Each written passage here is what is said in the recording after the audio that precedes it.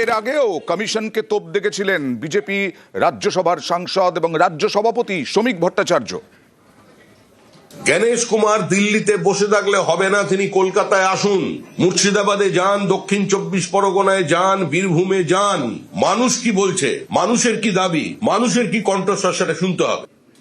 Logical ডিসক্রিপেন্সির যে তালিকা, সেই তালিকা প্রকাশের নির্দেশ দিয়েছিল সুপ্রিম কোর্ট শুক্রবারের মধ্যে। 24 তারিখের মধ্যে সুপ্রিম কোর্টের নির্দেশ ছিল লজিক্যাল ডিসক্রিপেন্সির তালিকা প্রকাশের। ভাঙড়ে সেই তালিকা টাঙানো হলো।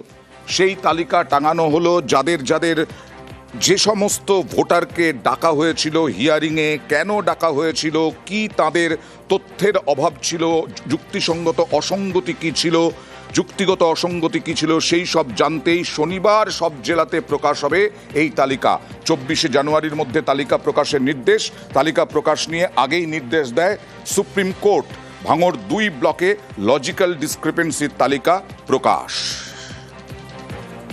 তারা